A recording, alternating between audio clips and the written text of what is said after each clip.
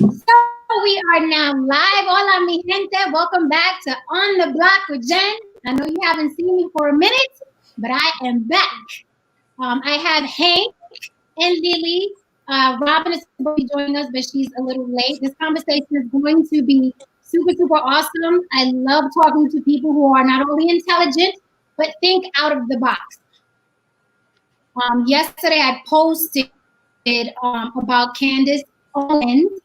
And it created quite a stir on my page, per usual. And my post was basically a lot of people hate Candice Owens because she's a race traitor, understandable.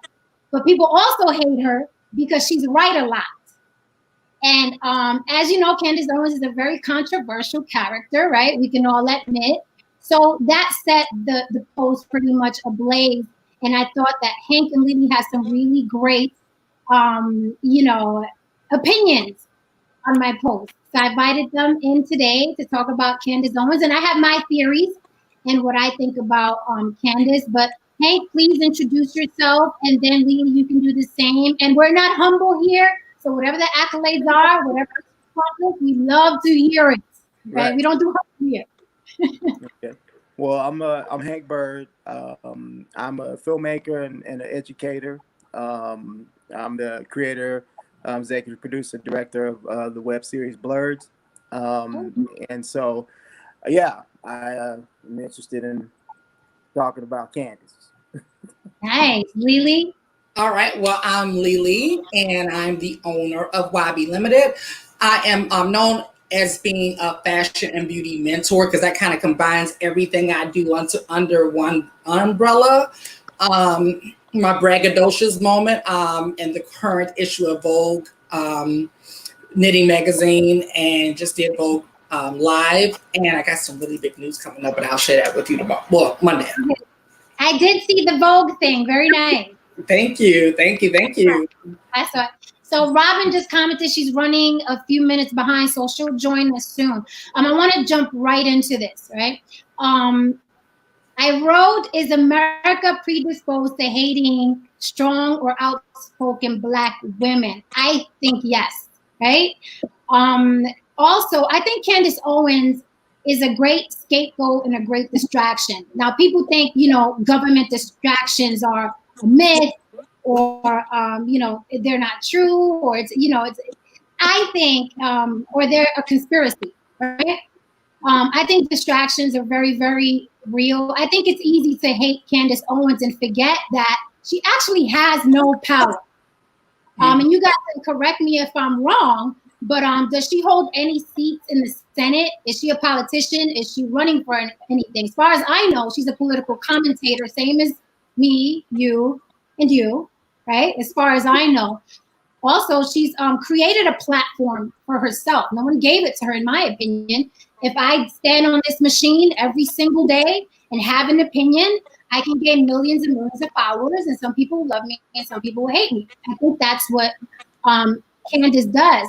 But I think there's more to it than her politics. I think, we've proven in this country that no matter how educated a Black woman is, right, she can still be berated down to nothing. And we saw that with Snoop Dogg and Gayle King and Oprah, which I was taken aback by, because I think even when you have differing opinions, no one should ever be berated in the fashion that he berated these very educated, accomplished Black women. So whether or not we disagree with Candice's point of view, we have Robin. Hey, Robin. Hey, how you doing? We're good. Thank you for joining us. All right. Whether or not we disagree with Candice, the vitriol I've seen towards has been quite interesting. Say, now, you guys still with me? I'm with you. I'm glitching, unfortunately. Yes. Are you guys still here? Yes. Yeah. Okay, awesome. Hank, you still with me? Yes. Robin, you're with me? Yes. Okay. So I wanted to hit on a few points, but first I wanted to get your general opinions on Candace Owens, the woman first, before we get into the backlash, her fans, her haters, however we want to speak about them today. What do you think about Candace Owens, just generally as a woman? Hank, can you start? Okay, sure. Yeah, people throw terms out there to Candace Owens, like race trader, coon, whatever they want to call her. I've looked into Candace Owens. I've seen a lot of things about Candace Owens. Candace Owens is an opportunist. Is exactly what she is. She at one point actually had very liberal politics. Candace Owens started to do some work with some people who were aligned with people like Breitbart and other people, and she found out there was a bag associated with that, and so now she's running with the shit. So that's what she does. So Candace Owens is an opportunist. She's a black face that they pushed out there to talk to the Negroes when it's time to guilt us out of what we're on, or take us down a notch, or to calm us down, or to put us in our place. That's what she's designed to do, and she's made a career out of doing that. And I don't have anything like vitriolous to say about her. I'm not going to call her names or anything like that. I wouldn't do that to any sister. But but our sister is lost, and she is being used. And when they are done with her, they will discard her accordingly. Okay, Lily, what do you think about that? What's your opinion on Candace? Politics aside, what's your opinion on her? Okay, we're going to get because this is a very layered topic that we're covering here. Hank is more educated on Candace and who she is and the politics and stuff like that. I'm not going to sit here and lie and say that I am. I was introduced to her through sound bites and Facebook posts and things like that, like most people were, right? Mm-hmm. And so with that being said, and then in some of those sound bites, I was like, girl. And in some of those sound bites, I was like, girl, let me see, But what I have noticed is when it comes to this society, it's a herd mentality, right? It's like everyone has to think in the popular opinion, and if not, you will be berated. And especially if you are a female. That is definitely what I see to be true. I'm glad you use Snoop Dogg as in that situation, because that's just one of many, but we're going to go ahead and use that one as the example of how things are done. I've noticed when a black man makes a mistake, our community rallies around him to protect him, because we do know the black man is a threat, right? But then when black women do stuff like that, then it's like they what was she, a dog-faced bitch or something like that? I think that's what what Gail ended up being, a dog-faced bitch, right? Pretty much. Yeah, and it was just like, wow, whoa. Like I was more, because I've seen the same person in people like him rally around the brothers and even Kobe's wife, protect Kobe's wife. But when a black female said something against what he believed, it was like, and not just with him, it was people like him that just pounced on her. It's like we cancel black women. I mean, look at Chrisette Michele, who she still can't sing. We still won't let the girl sing. So I do feel like that it's different between the sexes, if we want to go start there first, because like I said, this is very layered. So that's how I feel about the sex part. Robin, are you still with us? Yes, I am. Okay, can you tell us, how do you feel about Candace Owens, just the woman in general, her politics aside? What do you think about her? Okay, well, I honestly tried to do my research before jumping on, but I was a little bit behind. Hold on, let me turn this down. And so overall, from what I collected from her, originally I hated her. I'm like, what? You sound like a fool saying that George Floyd and stuff like that shouldn't be honored because he was killed by the cop, and that everybody's trying to bring up his background or whatnot, saying, oh, he went to jail, he held a gun, a pregnant woman and stuff like that. So I'm like, I'm like, well, dang, it's not about his past because everybody can change for the better, right? So I'm like, let's not look at that. Let's look at the fact that he was killed nonetheless, you know. So, but after the conversation she was having with T.I. and Killer Mike and all that type of stuff, she was stating facts about the Black community and the Democratic parties and how Black folks we use, you know, the crutches of the government assistance, you know, to fund our pockets because we're in a way lazy to go out and work hard to get stuff the same white people, upper class people have. We can get it. We just too lazy to get up off that government assistance to do it. So she made some points. And I had to really like take back how I felt about her and say, you know what? I'm open to hear what she has to say. And yeah, go ahead, Lily. I have another thing too. I like the point that she made because Robin, I like the point that you made because a lot of times I've noticed when even I want to hold, okay, first let me start in a personal way. In order for me to change my life, because I'm really open about where I came from in my life, right? Are you with me? Yes. I'm real open about where I came from in my life. I had to take accountability and personal responsibility. And that meant looking in the mirror. And I didn't like a lot of what I saw. But it gave me you are here type of map, you know, in order to know where I was going to go. And a lot of times I notice in our community, when we hold one another accountable or hold the community accountable, it's looked at as cooning. Immediately, that's going to be the first thing that is going to like come out of people's mouths when we're looked at as holding each other accountable. Now, I do believe that there are certain platforms that we should hold each other accountable. Not all platforms. Like, you know, I do believe in certain conversations should be had in certain places. Because, yeah, some of it does look like cooning to me when it's had in other spaces. I think people just not open-minded. Like I feel like people should just honestly hear the good and the bad. She's saying a lot of stuff that we don't want to hear, and those are the type of conversations that we need to have, unfortunately. And we have to understand how to be open to changing our minds, even if it makes us uncomfortable.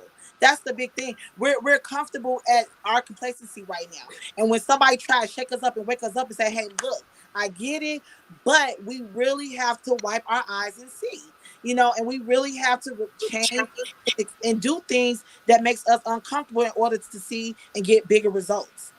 So yeah, I think we just have to accept that. Unfortunately, there's no way to grow in comfort. There's absolutely Well, I don't. Was that Hank? Oh, well, yeah. Well, nah, y'all, it isn't about her saying things that don't hear. I think it's that you telling us stuff that we don't. You know what I'm saying? So saying Candice makes a point of telling us things or doing a quick overview of the Black community, like you telling us stuff that we don't already know. Yes, we know there's fatherlessness in the Black community, Candice. Yes, we know that Black people are killing people in the Black community, Candice. Yes, we know the schools are deplorable in the Black community, Candice. Yes, we know these things already. We know these things. Okay. But the tone of Candice's rhetoric is when Candice speaks, she speaks in an accusatory tone rather than one that provides any solutions to the problems that she's listing. Okay. Again, that's white supremacy playbook. That they come in and tell you what's wrong with your community, how it's your fault, and how your voting patterns or whatever are the reason why you are where you are. There's a root to every problem in the Black community. There's a root to every problem in your individual lives. Okay? Speak to that. Speak to that. You don't speak to that, Candice. Candice doesn't speak to those issues. She beats you over the head as a Black person. You're the reason why there's Black crime in your community. You're the reason why there's no fathers in your community. You're the reason why these things aren't happening. That's that pull yourself up by your bootstraps bullshit that they've been pushing to us for hundreds of years. That's a problem.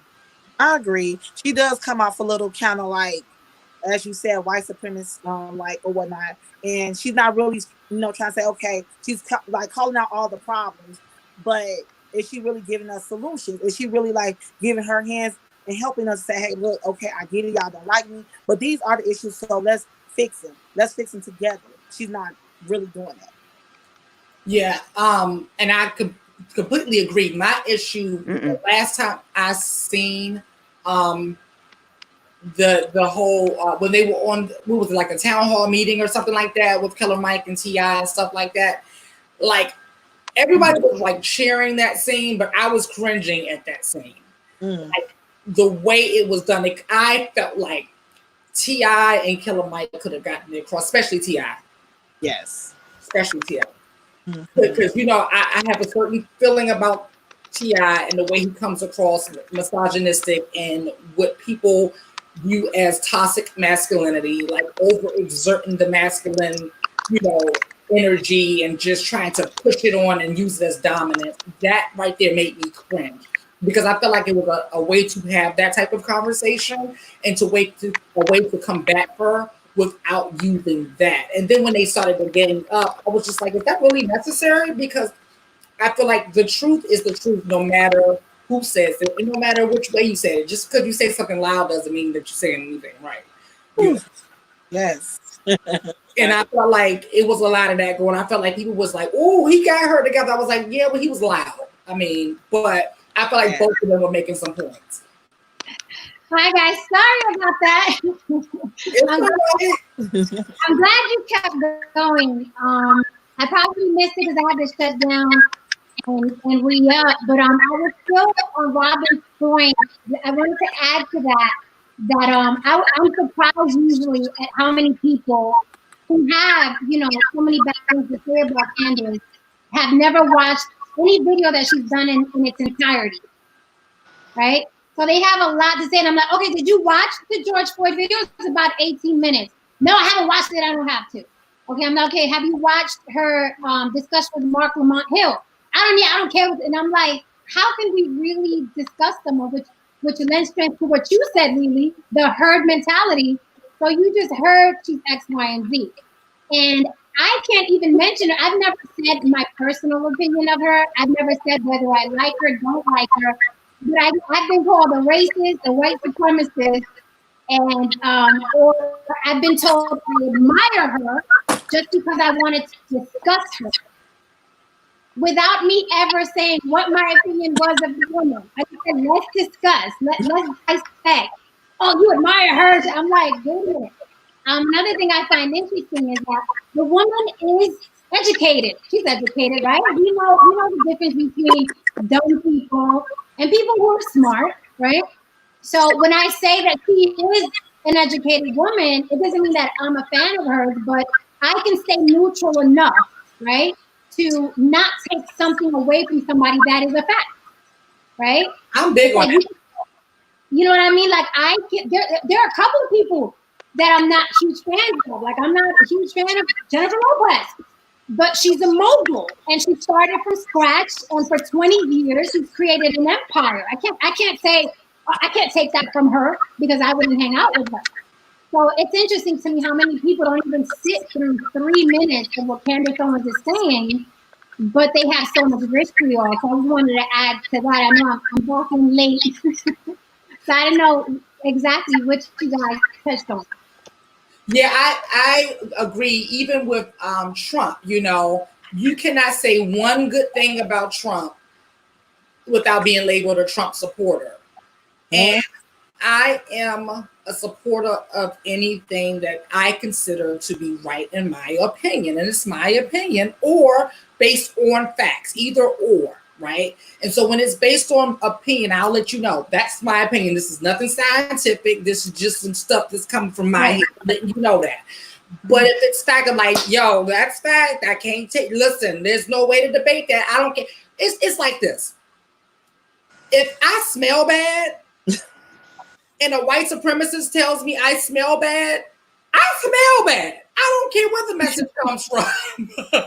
You know what I'm saying? Like, the truth is the truth is the truth. Sometimes we don't like the messenger. I do believe in the right message, wrong messenger thing. And I also believe in the wrong delivery as well. And I believe with Candice, the biggest issue I see is the delivery, because I was introduced to her through sound bites, which made me go to listen to a little bit more of her. And I was like, well, hold up now. She has some points here.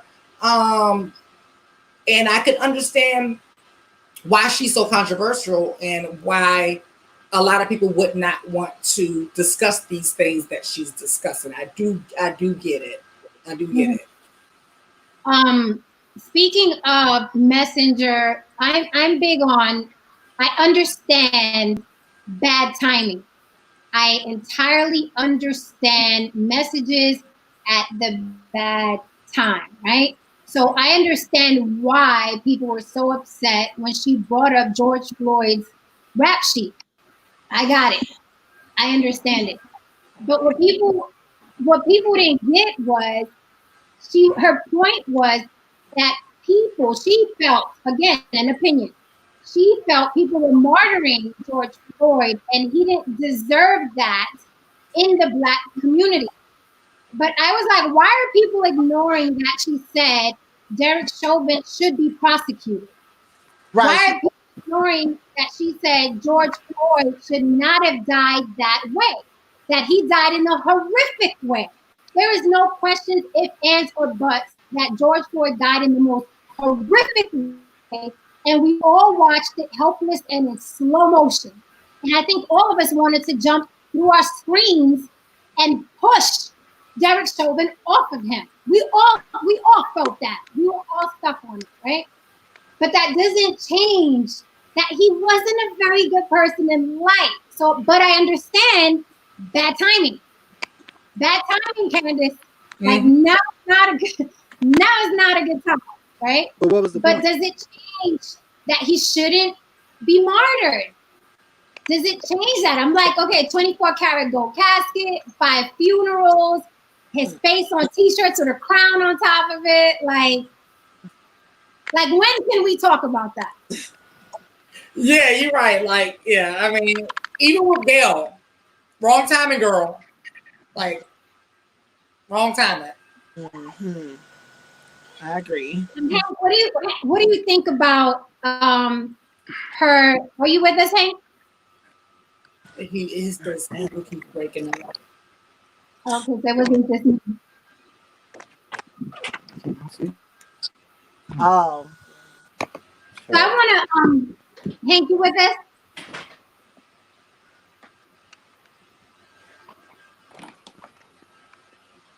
Hank, you there? I think you gotta go back inside. I think you gotta get closer to me. Hello? Are you there? There you go. Yeah, I'm here. See, so Okay, I was asking. my thing with Candace talking about George Floyd's past and everything else. Yeah, she did. Can you hear me? Yes.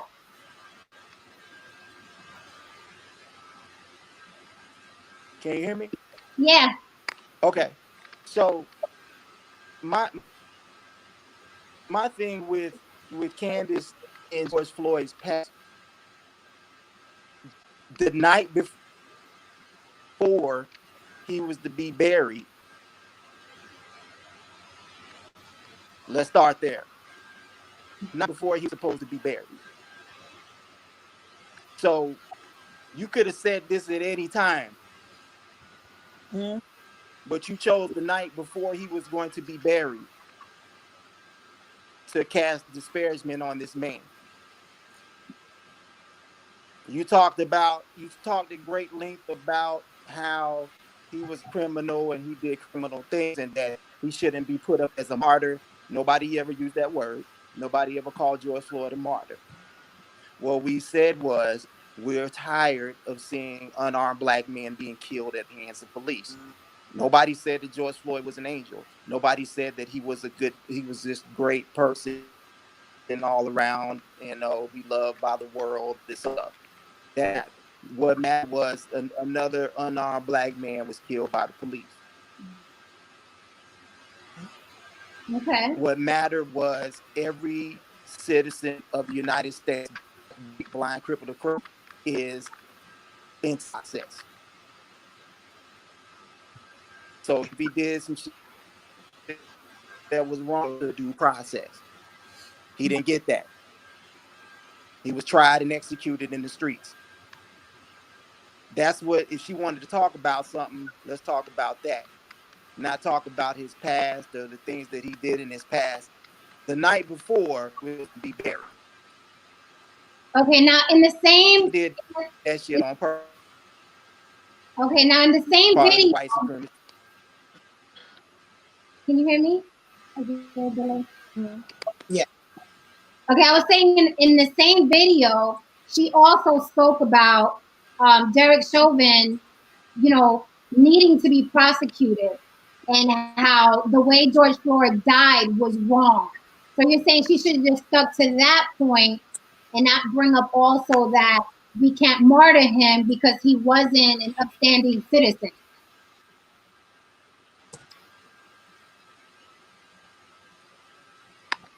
Can you hear me? I think Okay. Well, she had to bring up the fact that he died. It was too blatant not to. That's the only time anybody ever recognizes racism or institutional racism is when the shit is blatant and in your face and irrefutable. Okay. Yeah. Robin, what do you think about her bringing up George Floyd's past and basically saying, you know, in layman's terms, y'all doing too much. Okay. He was an unarmed black man who got murdered and it was horrible. Y'all doing too much. Is basically what he was saying in a nutshell. Yeah. When you was not on, I did touch on the part that part, but I will say it again. You know, she did mention some points about his past. You know, almost majority of black men have been to jail before, at least once in their life. And the ones that have, I commend them for, you know, avoiding that part of the world. But, you know, he had a past, he went to jail. And then one of the most horrific, I think, incidents that he had is where he held a gun to a pregnant woman's belly while people ransacked her home and stuff like that. And I would, like, honestly, I would say, you know, at one point, I'm gonna be honest, I felt like, you know what, I'm not gonna even honor George anymore because that is messed up. I would hate to see somebody being praised and being, or I guess say honored, if I was the pregnant woman and he held the gun to my stomach. But it's still the fact, the path you can change from the path. You can grow, you can learn, you can become a better person. And everybody's gonna have history. Everybody's gonna have a skeleton in their closet. So it's like, don't judge past yesterday stuff for what happened in that moment to me or in the future, because at the end of the day, it's about everything I've done to change from that person. Okay, let's talk about the point he even had drugs in his system. So what? It doesn't matter. You know, it's still at the end of the day, God can only judge me. And if God accept me, then obviously I must have done a good enough in my life to get that pass. You know, people's looking at him and looking at all his past mistakes and not just seeing all the good he did. So overall, I would say he deserved to be honored because at the end of the day, like you said, he was unarmed. He was killed like just ridiculously. Like that was just uncalled for. He was on that man's neck for 8 minutes and 46 seconds. Like I learned that when the brain, when it stopped receiving oxygen after the max 4 minutes, brain cells start dying. Because I had passed out before one time, and that's how I learned this before. So when I tell people, I'm like, if I ever pass out, start administering CPR to me within like 2 minutes, because after that, brain cells started dying, and you can never probably get them back again. That's why most people, when they have strokes or seizures or heart attacks and pass out and don't get oxygen to them, they bodies stay crippled or whatnot, because that lack of oxygen to the brain was killed. So for him to be on his neck like that, it's ridiculous. For him to even be on his neck, period, it was ridiculous. Okay, Lily? I mean, I agree, it was irrelevant. What his past was irrelevant. because that's not what he was doing in that moment. He wasn't waving a gun or anything like that in that moment. And Robin, did that. Yes. I love you. I can't. You breaking up, but I heard what you I said. know you said that, but I just fancy all of that. Yeah. Mm-hmm. Thank you. Okay, so when No, I'm sorry. For some reason, it seems everybody seems to be. I'm sorry. can you hear us now, Hank? I can hear Jen. I can hear Lily. Hank, you're kind of. Yeah, I can hear y'all, but it's kind of broken up a little bit. I hear you now. We can hear you now. Now you're more clear than when you were outside. Yeah. Hold on 1 second. So on my post, the second part of my post was, you know, she's hated because she's a race traitor, understandable, but she's also hated because she's right a lot of times. And people are like, when is she right? When is she ever right? When is she ever right? Right? So I got attacked for that. And I was like, isn't it a fact that Black Lives Matters is a democratic group? Isn't it a fact that most of their donations are given to the Democratic Party? So is that not a fact? It's not. Black Lives Matter is neutral. They're still part of a political party. So is that not true? That is very true. I'm so glad you mentioned that because I was going to bring that up as well because it's another video, you know, that I came across. A white lady, don't know her, but I think she's like basically for Trump or whatnot. And then she pointed out the fact when she went to the Black Lives Matter website and she went to go and make a donation, it redirected her to this link that's called Act Blue or whatnot. And she read the disclaimer about, well, where's my money going to? Because it went from Lives Matter website to this Act Blue website. And so she read the description, read the details, and she saw that most of the money is funding Joe Biden's Democratic campaign and other Democratic parties and stuff like that. And it didn't really list anything specific about where the funds is going to support the Black Lives Matter. Like, so she was like, this is kind of sketchy. And it to me, it was funny because I'm like, wow, you know, he said what Joe said, what he said about Black folks and stuff like that. And he's basically getting all the money for Black Lives Matter. So I don't know how I feel about that. Yeah. And in addition to that, if I'm not mistaken, it was a white man who has the copyright or something like that to Black Lives Matter. So it's a real murky, gray political soup that's going on that I'm not comfortable with. Again, I'm not comfortable with herd mentality in the first place. Like, I'm just not.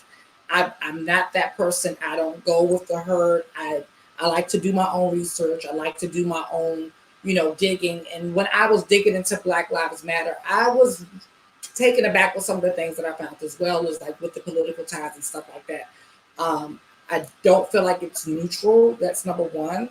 And then for Black Lives Matter, I don't feel like, in my personal opinion, all Black Lives matter, because there are a lot of Black lives that are in the LGBT community, like myself, that do not get any recognition, and they are killed at the hands of law enforcement all of the time. It's all right then. That's much better, Hank. Yeah, I got it.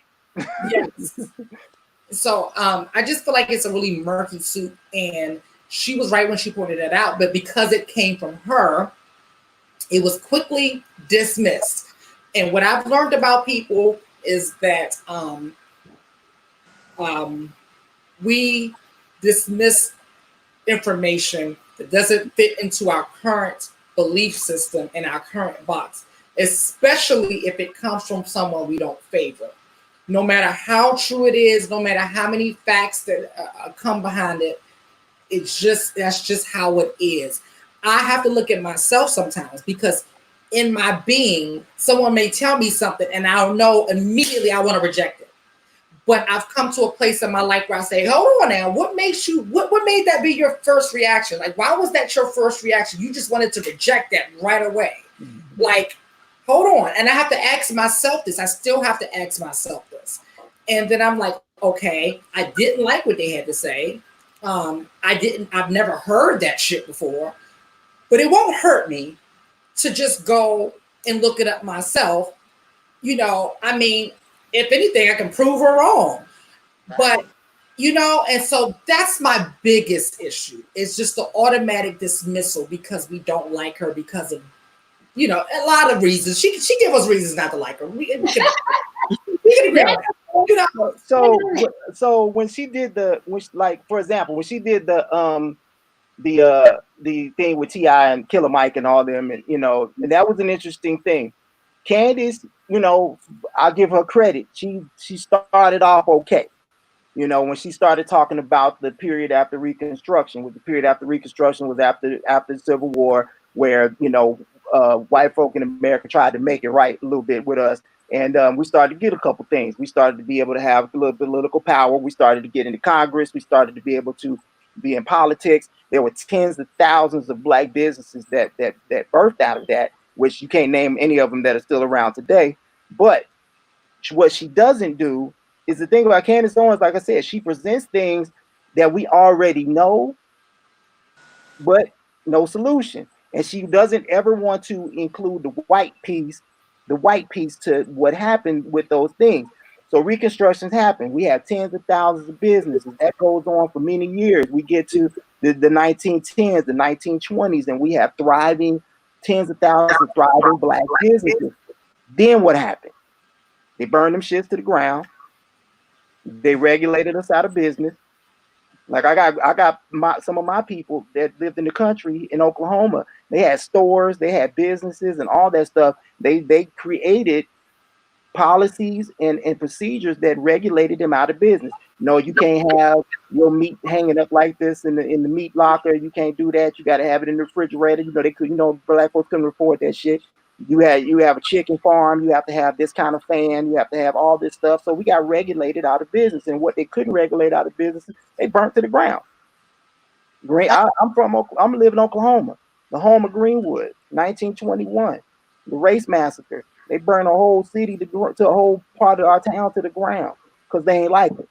You don't talk about that. That's what I'm saying. Candice talks about a lot of things, but she doesn't want it. She never wants to put the white supremacy element in what she wants to talk about. She wants to blame the shit on us. And that's where I have the fundamental issue with Candice. She talks about a lot of things. Like I said before, yes, we know fathers and sisters in the Black community. Yes, crime is in our community. Yes, our schools are deplorable in some of our neighborhoods. Yes, we do this and that and the other.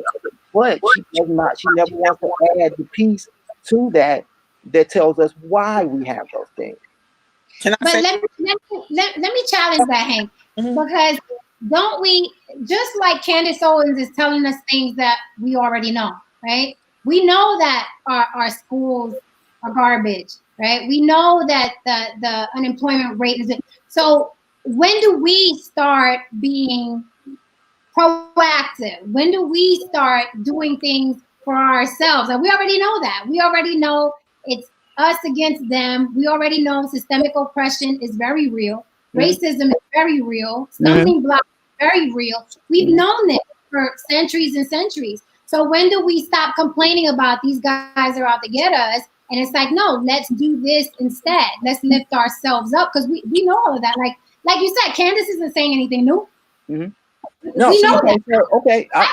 Again, thank you for asking that. Thank you for asking that. So Candice says these things, and again, like I said, there's Black solutions. And yes, when do we start doing these things? I just mentioned we tried to do those things for several years. We tried to do those things. We tried to do a lot of those things. Okay, like where we live right now, where we live in North Tulsa, Oklahoma, there hasn't been a grocery store there for a long time. We have lobbied, we have talked to people, we've tried to get businesses to come here, all of that stuff. And what we have found out from some of the businesses that have been courted to come to North Tulsa, Oklahoma, where the Black people live, have been given false information. That's how systemic racism works. They tell them, oh, well, the crime is this, that, the crime is so and so here, the schools are deplorable here. You don't want to build a business here. Put your business out south where where the good stuff is, which is bullshit because that's where most of the crime is, out in South Tulsa. But they're being fed misinformation. That's how systemic racism works. That's the reason why a lot of things don't come here, and a lot of jobs opportunities don't come to black communities, because the people that are trying to come here or want to come here are being fed false information. And we've heard this from a number of businesses that were wanting to come here and build here and provide jobs. They were giving bullshit information. Okay. Number two, the opportunities are great. The opportunities can be great for us to start businesses, but where the capital coming from? Okay, where's the capital coming from? We don't even have any black banks in our black community. In a lot of our black communities, we don't have black banks. And on top of that, when we talk about education, we talk about having access to capital. Having access to capital also means that you have to have access to good credit. And so we people, a lot of us have not been educated on having good credit and things like that, because we can build all the black banks we want to in the black neighborhoods. If your credit is fucked up, you're not getting a loan. Now, whose responsibility is knowing you have to have a good credit score? Whose responsibility is that? It's anybody. Everybody's responsibility to know those things. Well, we also talking about, we can go back to the school system. Are we teaching our kids these things in our school system? Have our parents been taught that? Well, my parents didn't talk to me about credit. My parents didn't talk to me about that stuff.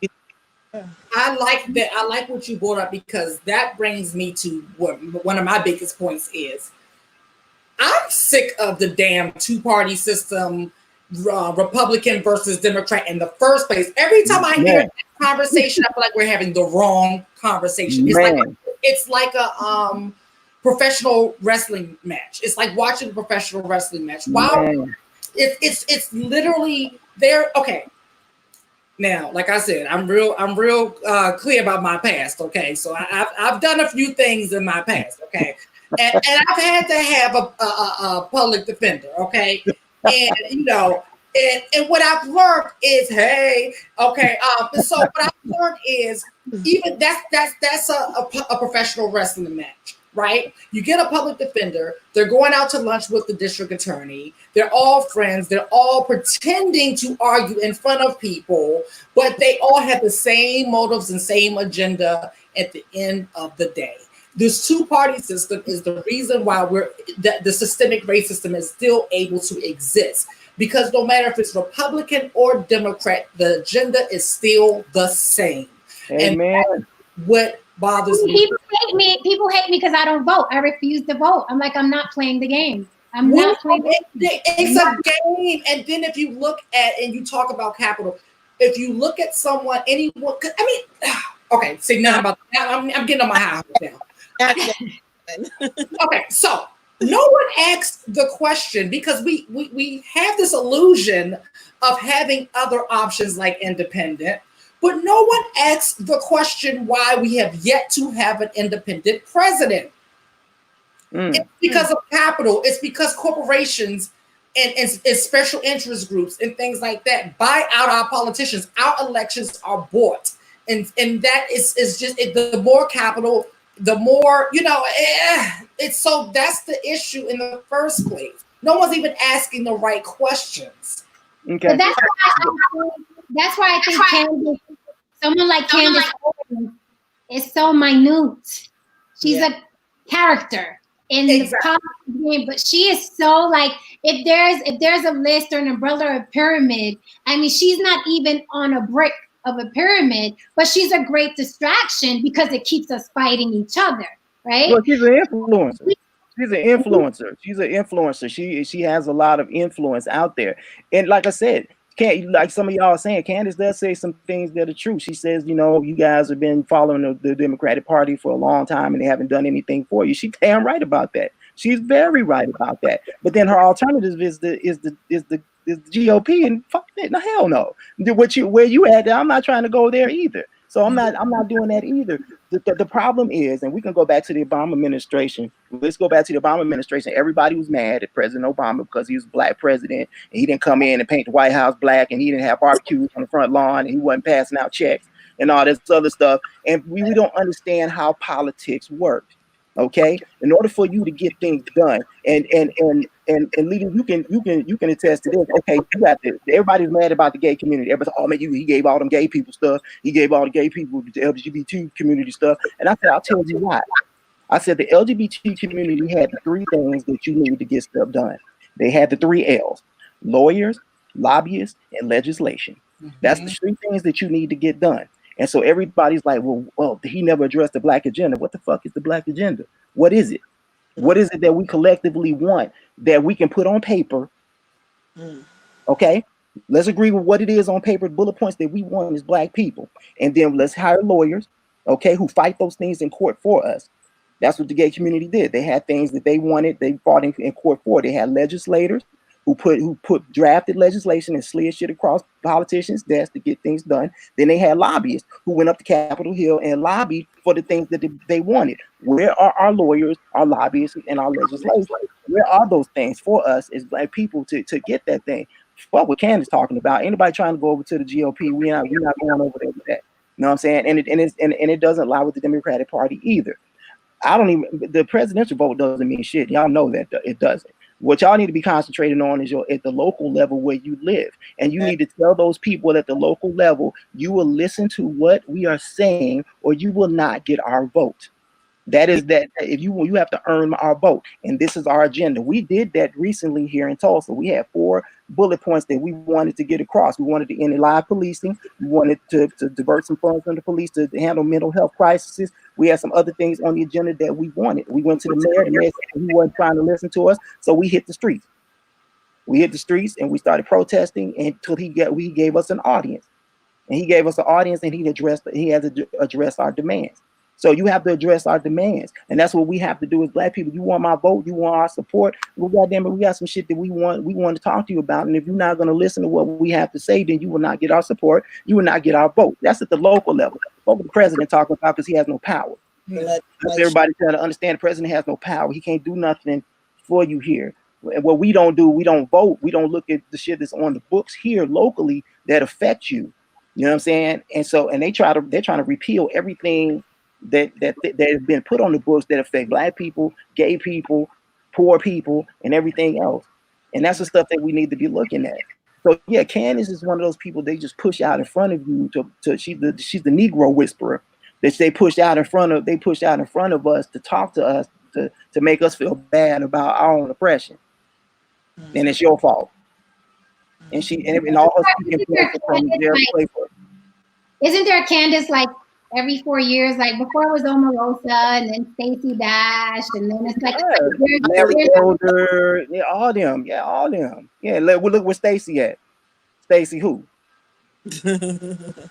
Right. Like I said at the beginning, I said when they tire of her, they would discard her accordingly. Jason Whitlock. Remember big Jason Whitlock that was on ESPN? They was calling him ESPN, ain't got no job no more. And they got Terry Crews too. They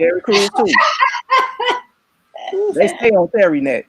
You know what I'm saying? So we hear the word monolith a lot, right? We hear that a lot. That's like the new trend. We're not a monolith, right? We're not a monolith. So, I feel Candice Owens doesn't think or speak like the majority of us, right? We are very clear on who the enemy is, right? We're all very clear on who the enemy is.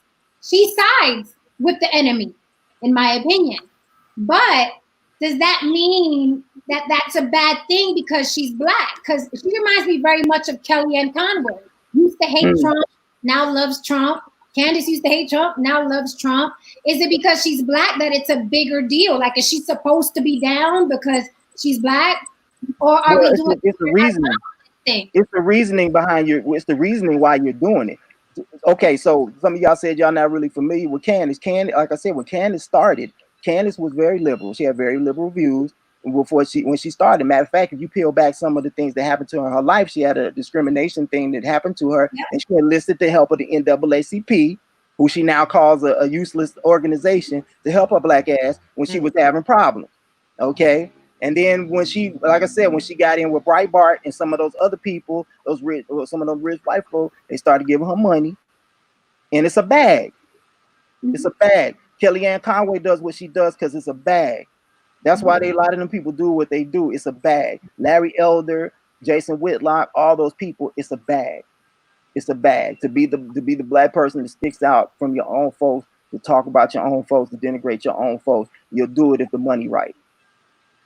She don't believe that shit. She don't believe what she's saying. What I have a problem with is when people say that she's dangerous, or like you mentioned, she's an influencer. We're all influencers, all of us. I know girls with big butts on Instagram who have 10 times the following that Candice Owens does, right? 10 times the following. So we're all influencers. I think that she's getting too much credit, and we're making her famous. The people that hate her, just like we do with everybody that we hate, we market them so much that they become larger than life, right? But we're doing that. We do it, right? Yeah, but Candice, so big and we're so emotional. But Candice is a black face of white supremacy, though. She's a black face of white supremacy. She's a black face of white supremacy, though, y'all. That's the reason why I had the biggest problem with what she said about George Floyd is this. Have y'all ever heard of the thing called the chain of destruction? No. Okay. When you look it up, the chain of destruction is 5 chains, and this was started in Nazi Germany. And if you want to talk about people who were masters at being racist, it's going to be the Nazi Germans. They had the shit down to a science. Okay, this is how they were able to exterminate all the Jews that they were able to exterminate, by using the chain of destruction. So the first link in the chain is called ostracization. So identification. It's called identification. You identify those people which you have a problem with. Then you ostracize them. That's the second link in the chain. You put them in ghettos and reservations and different places that you want to set them aside from other people. Then you confiscate them. You take their guns away. You create laws that keep them in place. You create basically systemic racism, things that keep them in their place, that you stifle them economically and everything else. The next link in the chain is confiscation or concentration or incarceration. They put you in jail. You know, for the Nazi Germans, they put them in concentration camps. For the Japanese, they put them in internment camps. For us, after 1921 Greenwood Massacre, they put us in internment camps. And they put us in the basement of the Brady Theater as a makeshift jail. And if that don't work, they kill you. Okay, that's the last chain, is destruction.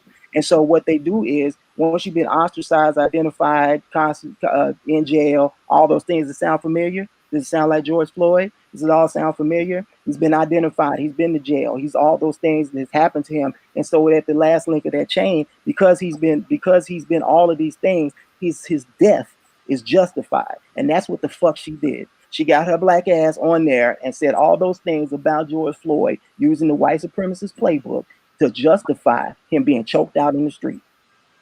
And a lot of people in the comments were like, well, see, yep, she's right. That's dangerous. The chain of destruction. That's dangerous. That rhetoric is dangerous. That type of rhetoric. In this comment section, they said, so she's black, she's supposed to sign to a particular thought pattern. She isn't free to think for herself. And that's not what we're saying. If anything, we're saying that she's not thinking for herself. No. Because a lot of her thought patterns are coming from the GOP. Yes. Now, in some of those points that she makes, yeah, there's some truth to it, but it sounds a lot like what we're used to hearing from the GOP. It's the playbook. We would prefer better if she did think more for herself. I think she would be less hated. But she is rewarded for being hated. So, what's her incentive to stop? I mean, But you know what's interesting? And the reason why I wanted to have this discussion, especially, is because her views and my views are similar. Except I am very vocal about white supremacy being a problem, systemic oppression being a problem, white people in general being a problem. I'm very vocal and adamant. You can look at my timeline.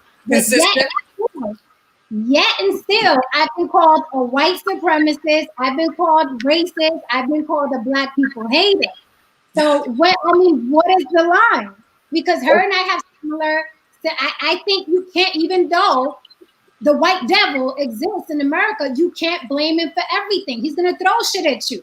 I've gone through all kinds of shit because white people walk the earth. I've gone through things personally because white people exist on the planet. That is a fact. But I can't, oh, woe is me, because the devil exists. Right? Okay. Do what Why you is said. it someone like me, who's very adamant about white supremacy being horrible for people of color? I even get called out of my name, a racist and white supremacist, just yesterday on the Candice Owens post. But you said the key thing. You call it out. She refuses to acknowledge that it exists.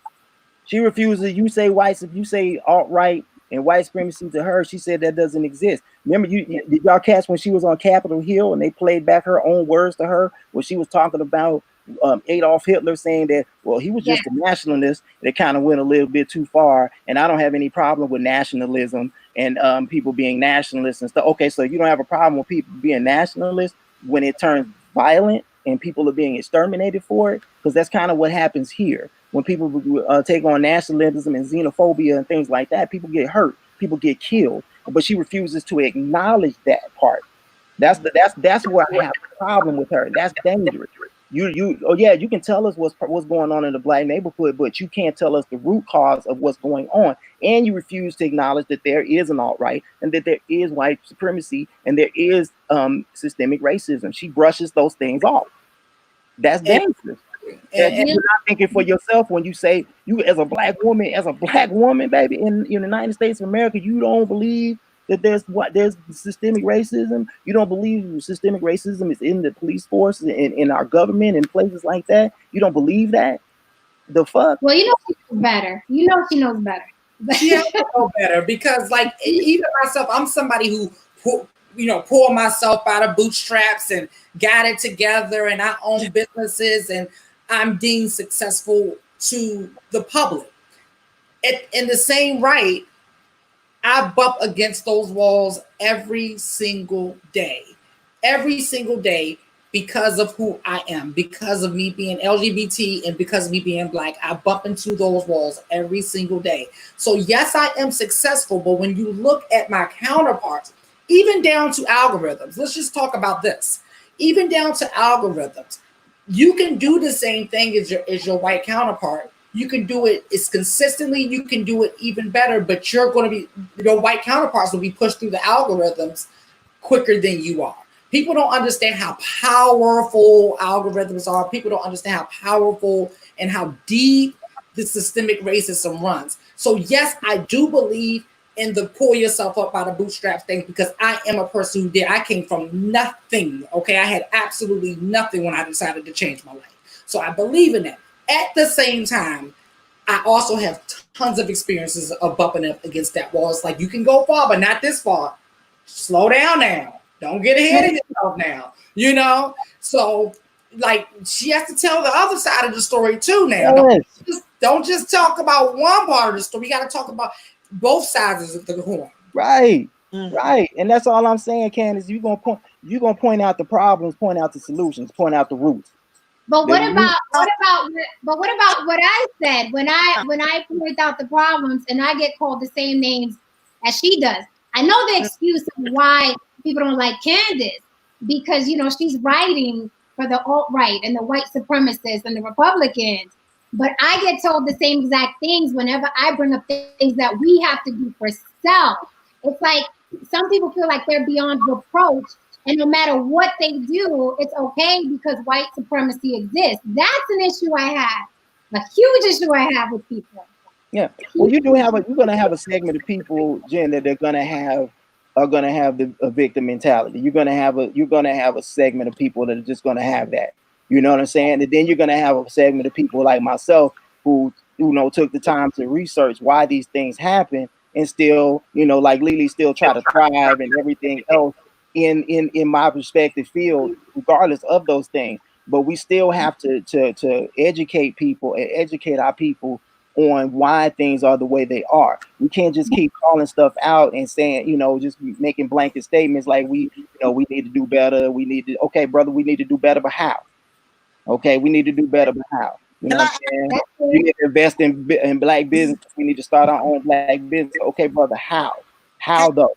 You know can what I, I'm saying? Because a lot of people don't know how, and that's the thing. We have to all we can criticize and we can all that stuff, but we have to temper that with love, and we have to also temper that with the little wisdom. You know what I'm saying? When we saying things to our brothers and sisters, we can call out wrong and all that stuff, but then you have to offer solutions. And she don't do that. And that's the problem with a lot of people. They just be talking out the side of the fucking neck and they don't offer any solutions to anything that's going on out there. That's fair. That's very fair. Robin, you wanted to add something? yeah, I mean, it was just a small point I was trying to mention like a few points ago, but Hank pretty much talked about it. We so up, no disrespect, excuse my language. We so up Candace ass and all these like coon like people that they throwing in our face to distract us. The real situation is that, like Hank said, we need to focus on the local ways to make change. We need to focus on the legislation, the judicial branches of the whole entire government, because at the end of the day, we just got the two presidents. Like we got Joe, we got Trump. That's already taken care of. We need to make sure we can bring people in who can. So when we do voice our opinions and when we do express the fact that you want a grocery store down where you live, we go to the legislations to make sure we got people set up for us, or people in the local areas, our aldermen and governors and mayors, and make sure they got that stuff set up for us and the right people that support us are in place. Even for the LGBT, like how you said, they got the lobbyists, the lawyers, and all that stuff. We need the same thing.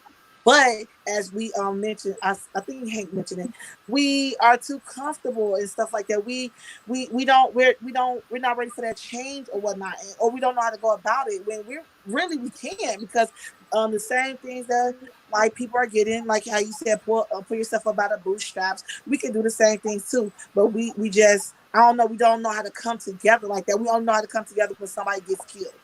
I guess. So. And you mentioned this, Jen. What is our agenda?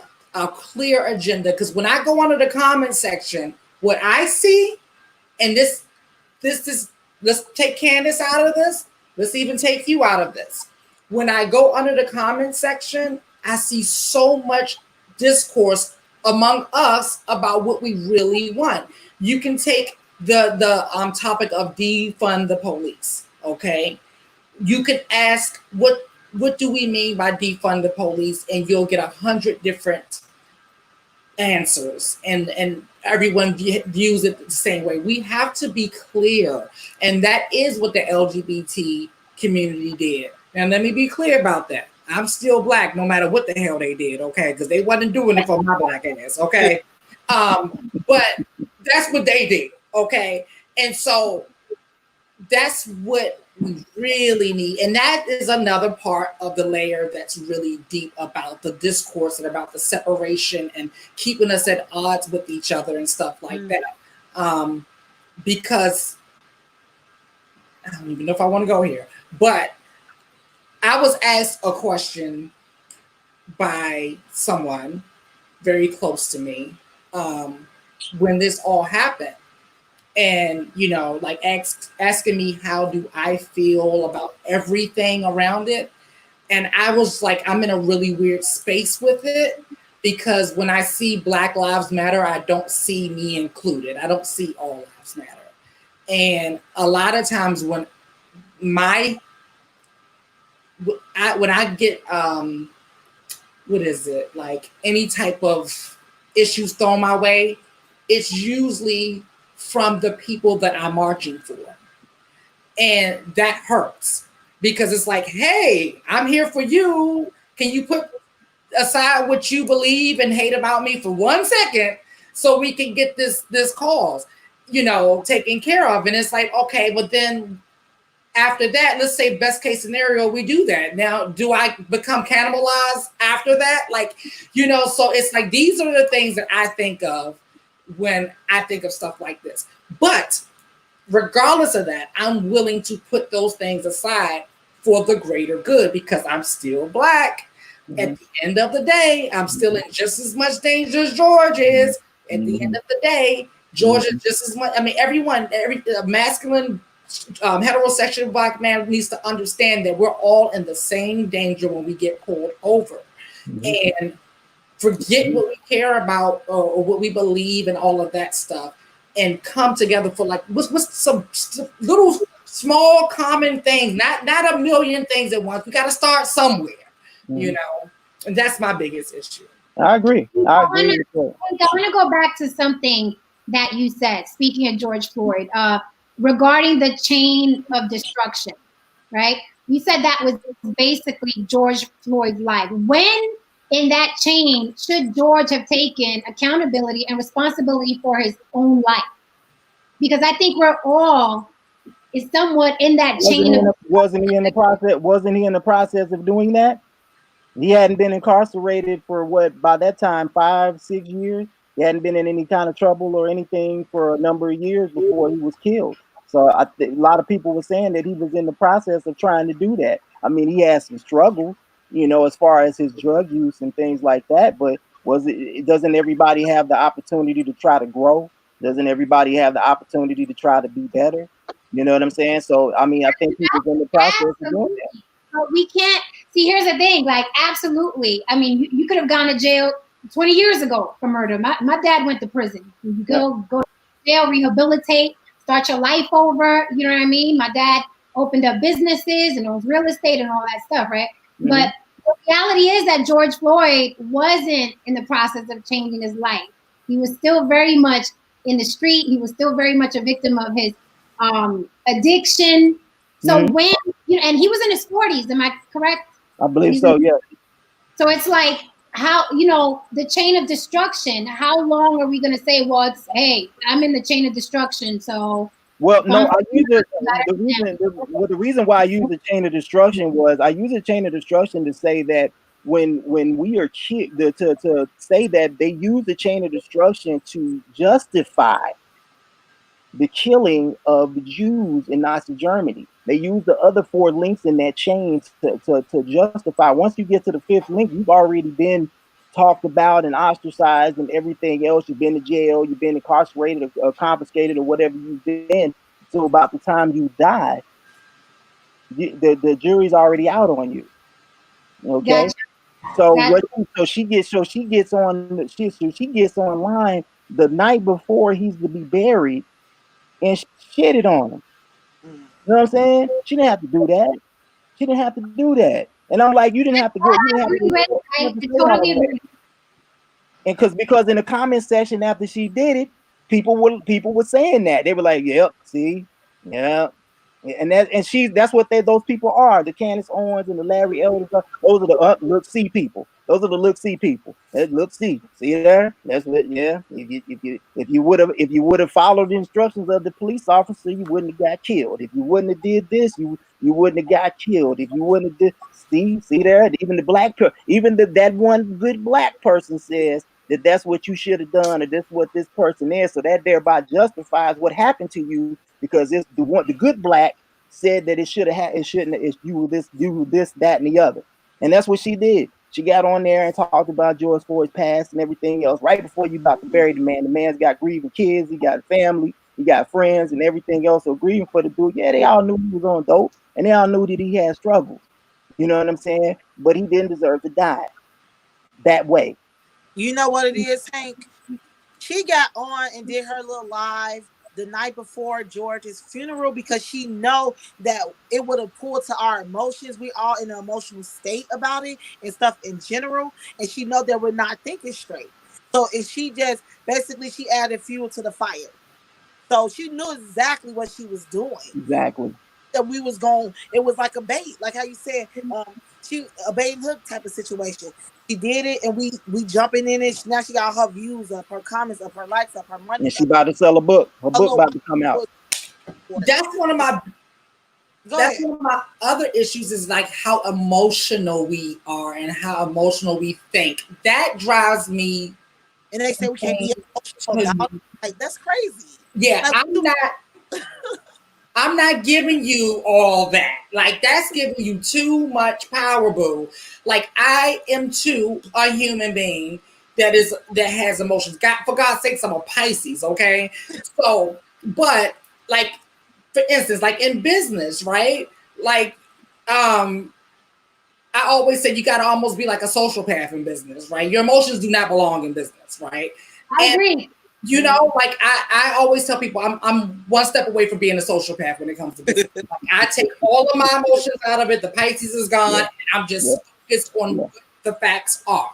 So I feel like that when it comes to the politics and a lot of other stuff that goes on, I allow myself to feel, but I step back and I don't jump into the fire while I'm still feeling, because I'm not, just in life in general, I'm not going to make the best decisions under those emotions, right?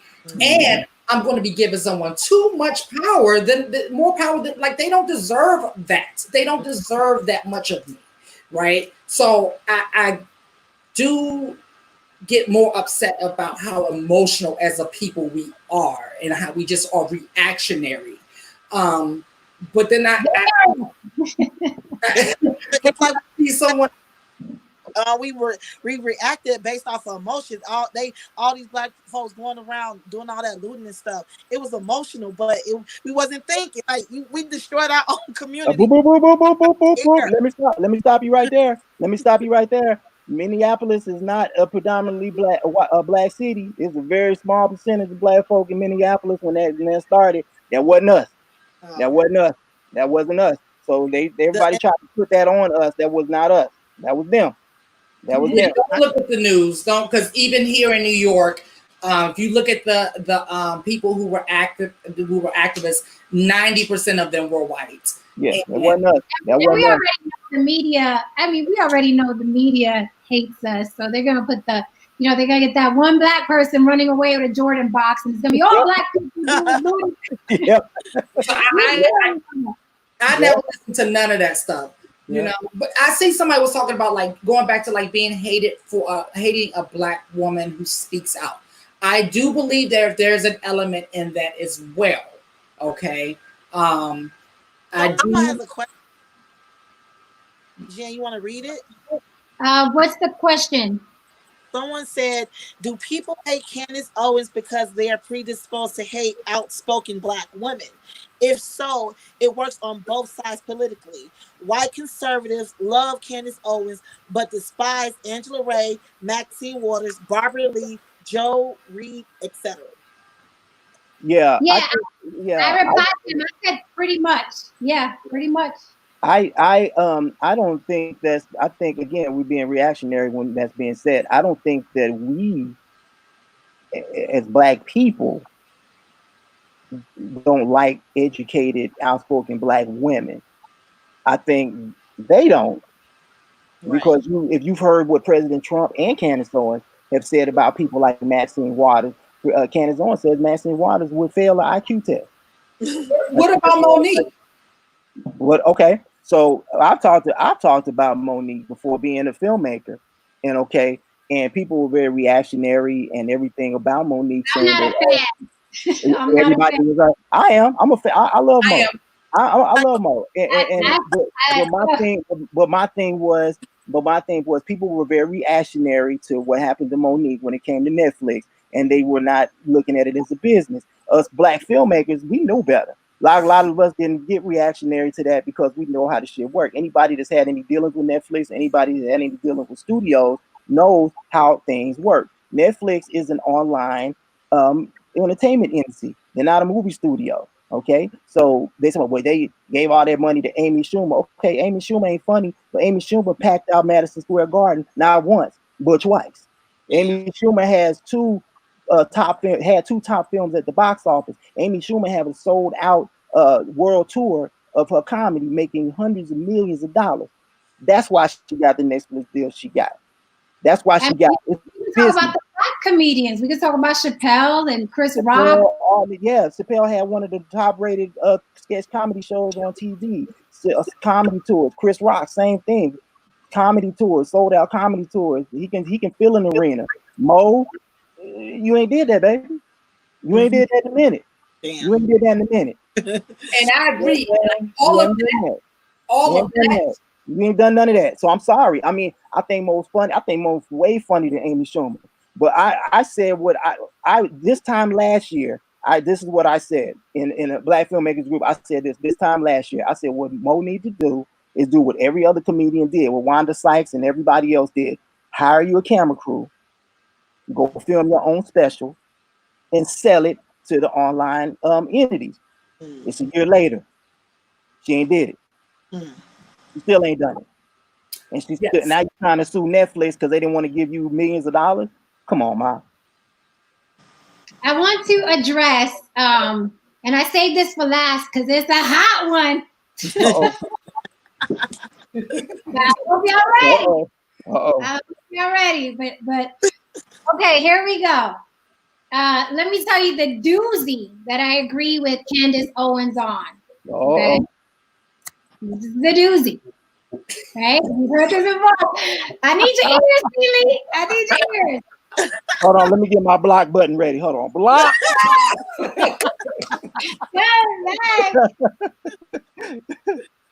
We gonna get through how controversial you are, though. That makes me happy. That's like you're one of my favorite people, one of my favorite friends. I told you I kind of get off of pissing people off, but that's not my brand, so I gotta be nice a little bit. Right. I can come on your platform and piss people off. You know that's my brand. All right, bring it. What you say? Here we go. Okay. And y'all gonna let me finish. Okay. Yep. Black on black crime. Okay? Black on black crime. Mm-hmm. It is a fact, not a myth, not an opinion, not kind of sort of. It is a fact that groups like Black Lives Matter do not address when dozens of Black people are killed in disenfranchised neighborhoods. There is no worldwide march. It is my opinion that if we had a worldwide march for, say, the violence that goes on in Chicago, the violence that goes on in New Orleans, the violence that goes on in New York, if we had a worldwide march and upset and spray Black Lives Matters like they did in front of the White House, not far from the White House, and demanded for ourselves in our neighborhood, okay, better environment, things would change. Why isn't there outrage? But when you bring it up, you're not allowed to bring it up. So it's like, which Black Lives Matter? Only the ones that are taken by white people? I have an issue with that. Okay. I have an issue with that. Okay. So I'm gonna pass it to you. Okay. So let's start the first thing. The term itself is bullshit. It's crime. It's crime. It's just crime. It's just crime, Jen. If I go to a white neighborhood, it's gonna be white crime, white people killing white people. If I go to a Chinese neighborhood, it's gonna be Chinese people killing. Why are we the only race that has a designation? Why are we the only race that has a designation? We're the only race that has a designation. Crimes are an element of proximity and poverty. Okay, those are the two main elements that breed crime. I totally agree with you. Okay, so I'm just addressing the term. So I'm addressing the term. Black on black crime. We need to stop that. Quit saying it. It's not even a thing. It's crime. It's crime. So would you feel better if I say the crime that goes on between Black people? Like, because just say crime in the Black community. Just say crime in the Black community. It's crime in the Black community. That's my concern. I may sound like the biggest asshole, but I'm not concerned about No. The second thing is that we always conflate that with other issues. Okay, so when we start talking about this is a tell us something we don't know thing. Yeah, we know there's black on black crime. I mean, Lily knows, Robin knows, in their Black communities where they live, there's crime in those communities. We all know that happens. Okay, we know that those things happen. We also know that the black men are 3 times more likely to be incarcerated for the same things that their white counterparts do. That's an issue. Not saying that they're right for committing crime, but saying that at the end of that crime, the punishment doesn't always fit. Okay, but that's an issue that we keep conflating in with black on black crime. So we talk about, hey, George Floyd, that was wrong. That shouldn't have happened. But what about black on black crime? Motherfucker, that's a whole nother issue. Quit conflating that in with other stuff that we're talking about. We talk or say, hey, we're having issues with the economic disparities in the black community. We don't have access to resources. But what about black on black crime? What about that? No, that's another issue. Quit conflating that issue in with everything else. Now, to address what you're saying as far as black on black crime and Black Lives Matter, that is not true. Black on Black Lives Matter has addressed those issues. Black Lives Matter, when they were here in Oklahoma, they have addressed those issues. They've addressed those issues in other cities. They just don't conflate them with everything else. So that's not true that Black Lives Matter doesn't talk about those issues and other groups don't talk about those issues. We do talk about But again, I like dealing with tangibles. If you go on the Black Lives Matter website, the issue is violence, white versus black. It is not let's stop the killing in our neighborhood. That is on their site. That's true. This is true. And that has been addressed with them. That has been addressed with them. Why are you guys not putting that as part of your mantra and everything else publicly? You know what I'm saying? On your websites and your literature and things like that. You are right. You are correct in that action. But don't say that those things aren't being addressed in the black community. Like we're not. Well, no, I didn't say okay. I didn't say they weren't being addressed. I say it's not as big a deal. Like it's not worldwide. Stop these lives from being taken. I don't think that's true either. I think that there are things that we're trying to put in place in black communities to lessen crime from happening. Like I said, those are crimes of proximity and poverty. We got to address certain issues in order to bring crime down. See, there's not a one size fit all solution to crime. See, in New York, they thought stop and frisk was going to be the end all be all to crime. It wasn't. They felt that if you go and do raids and kick people doors in and do no knock frisk, that's what happened to Breonna Taylor. That kind of shit right there bred death. And that's the reason why people are saying that, like, your solutions to crime are extreme. The solutions to crime are extreme. Nobody's addressing the root. If I have a bee's nest sitting over my head and a bee jumps down and stings me on the arm, I kill that one bee. I didn't address the issue of the fucking bees that are sitting above my head. There's a root cause of why I'm being stung. That goddamn bee nest. I got to deal with the root cause of why I'm being stung. There's a root cause to crime in black community. It isn't just that we are more just predisposed to killing each other. There's a root cause to that. And once we figure out what the root cause to that is, we can lessen crime. That's what I'm saying. Those things are trying to be addressed. I think it's just like I'm just trying to keep it very, very simple. It's loss of black life. But it's not. When there's loss of black life at the hands of a white person, it is a huge deal. And in my opinion, a 16-year-old killing a 16-year-old in my neighborhood is a huge deal. And you know why it's I think the reason why it's a reactionary thing is because everything that I've listed. Hey man, we already going through enough shit. We poor, we going through stuff already. We got all this shit going on. We ain't got good access to food. We ain't got good access to health care. We ain't got this. We ain't got that. And you killing us? We already we killing us too. And then you who are supposed to be protecting and serving me, and you killing me too. That's the tipping point. It's a tipping point for people. So yeah, that's fair, Robin. So I think this is what the issue is. We mentioned this already. We need to fix the school systems. One, we need more education. Because all the stuff that I learned in school, not using it today. We need to change the educational system. Two, we need counseling set up in the black communities. Black people don't go to counseling. We need help. Like this go all the way back down to like welfare, how they encourage women to keep the men out of the homes so that way they can get a government stipend. So now you got these kids being raised in these fatherless homes or whatever the case is. And so it creates a certain type of environment, a certain type of mentality that now they just basically plant the seed and let us just, excuse my language, fuck it up. So now we got comfortable. Like, oh, maybe I can have another kid, this, that, third. Now it's out of control like a bad weed. We need to fix all of these things. We definitely need counseling. We need help. We need healing internally, so that way we won't be so emotional, so irrational, and killing each other.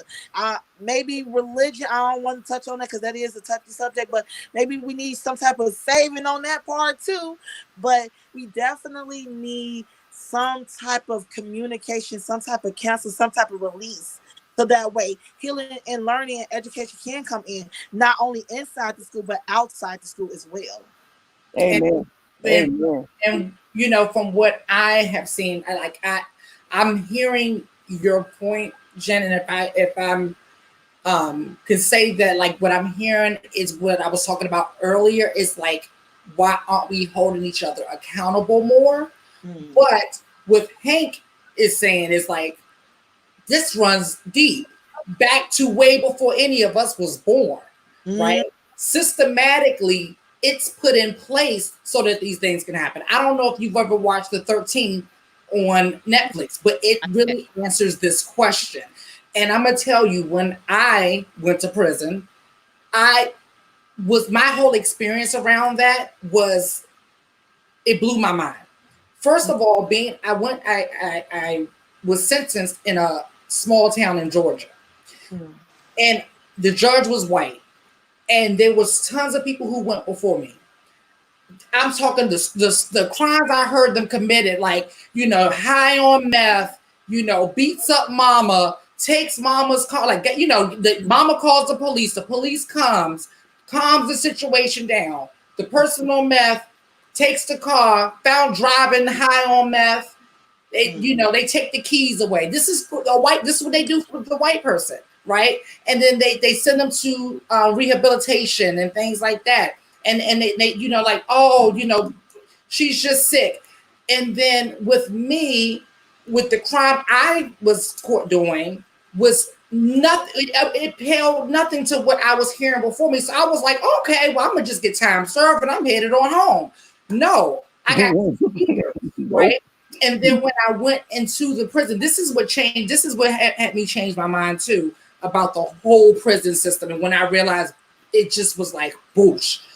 In Georgia, they have at the time, I don't know, I know that at one point they had like two, but at this time they had one central prison that they send everybody to for classification. So if you picture this as like putting everything in one bucket, dumping them out of that bucket into this one prison, and then you separate them, who goes to maximum, minimum, all that. So I'm in prison for my little crime, in there with people who've killed the whole, whatever, right? And then they separate it from there, and then take them to the prospective prisons. I will never forget waking me up the next morning to do the, start the process of classification. Now, first of all, this prison is the size of a city, okay? And I was at the top tiers. You could see all the way down the hall as far as your eye can see, and all I could see was Black men. Wow. That's all I saw was Black men as far as my eyes could see. The hall was really wide, and there was lines. It was a line from where I was standing all the way down. I mean, past from where my eyes could see, and we would line up this line, that line, that line, that line, that line. Nothing but Black men. You couldn't tell me something wasn't up at that moment. Yep. Very true. Going back to what Hank said, Hank, I completely agree with you, and I understand, and you made me realize something, because even just my day-to-day activities, when I can get into some verbal altercation with someone who's Hispanic or someone who's Black, and I am not as insulted like when a white person tells me something. Like, my temper goes through the roof, because you're right. You do feel like, hold a fucking minute, like, we are off the plantation, bitch. So I totally understand that, with the history that we have in this country, when someone white does something to a Black person, it a lot more. I get the mentality. I'm just saying that we have to change things around so more of us have a better chance. Like, we have to hold each other accountable, because we're all we have. But I totally understand what you were saying, because I feel the same way. I feel extra insulted. I'm like, I know you're not talking to me. So I get it. I get it. And I won't say black on black crime. I normally won't say that. I said that for here. But you're absolutely right. And we survived. We got to do it. Nobody got blocked. I was close. I was like, get it. I'll let people say whatever they want. I posted last night. I said, even if I disagree with what you say, I will never delete your comments from my page because I'll fight for your right to say it, because I do not want anybody censoring me. You can cuss me the fuck out. Okay? Because guess what? I'm still gonna eat good, look good, walk good. I'm gonna let you look. I'm gonna really make you mad. You stay around if you want to. I'm gonna really make you mad.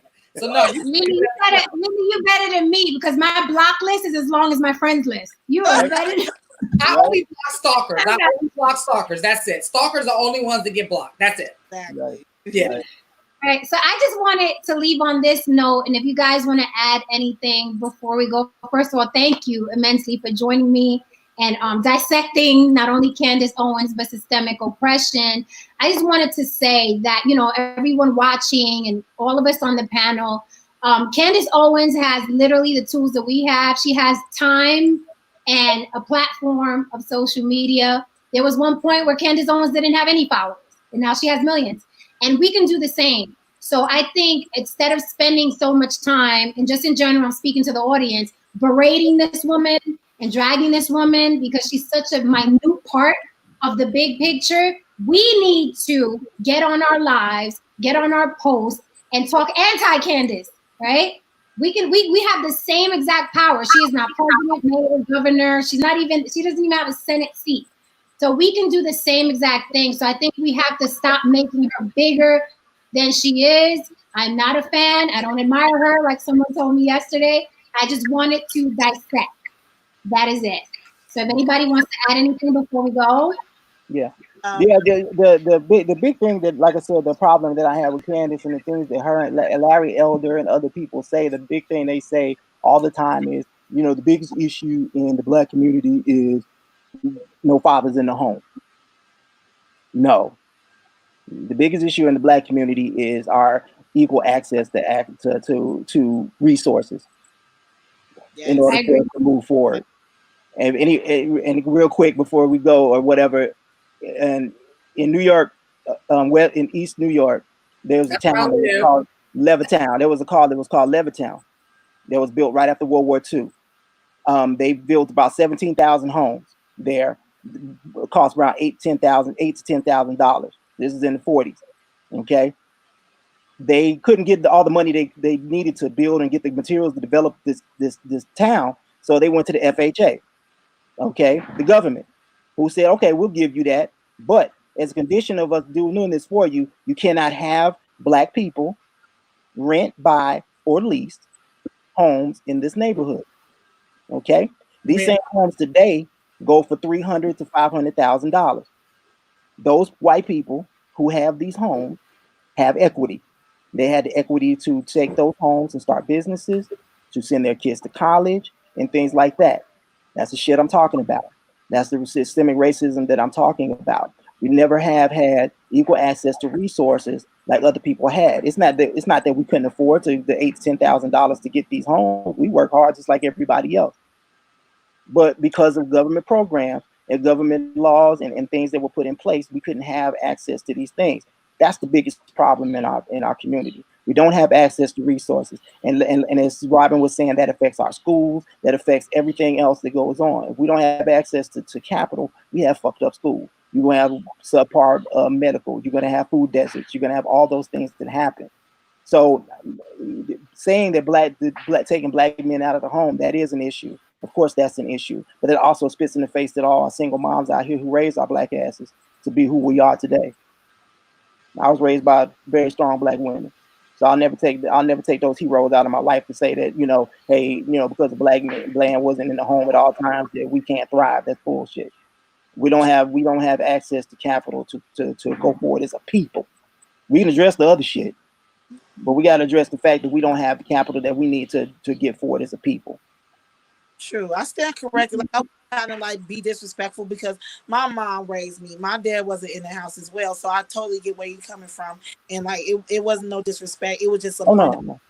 from something else, having a conversation with somebody else. You know, you are right. It is about the lack of resources because you know we need to step that up, and then we need to not be distracted about with the noise. You know, Candice Owens is just noise. We need to not look her way. We need to look the other way. Well, she's over here trying to distract us for what's the bigger picture. We need to really focus on that root, like how we've been saying. Not that one bee that stunned us, but the actual beehive, and fix that and correct that. The schools, the resources, the counseling, the mental health, you know, all of that type of stuff.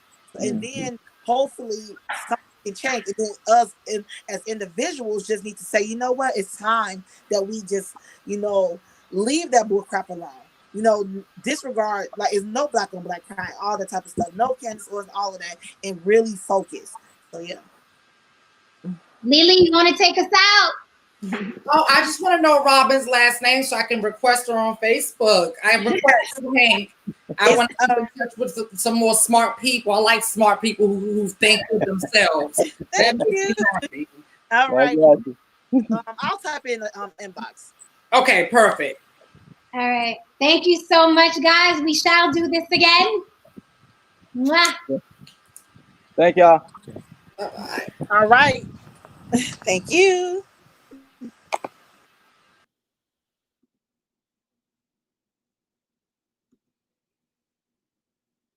All right, guys. Thank you so much for joining me. I welcome back to On the Block with Jen. I'm going to keep bringing you these awesome conversations and interviews. You never know who I'm going to have on or what I'm going to be talking about, whether you like it or not. Thank you so much, all the people that left comments, all the people that are commenting. Remember, if you want to be on a panel so we can see your beautiful face while you're saying your opinions, just let me know and I will send you the link to your email for the next show. Thank you for tuning in, and I will see you mañana. Oh my God, what am I going to be talking about then? All right, guys. Good night. Mwah.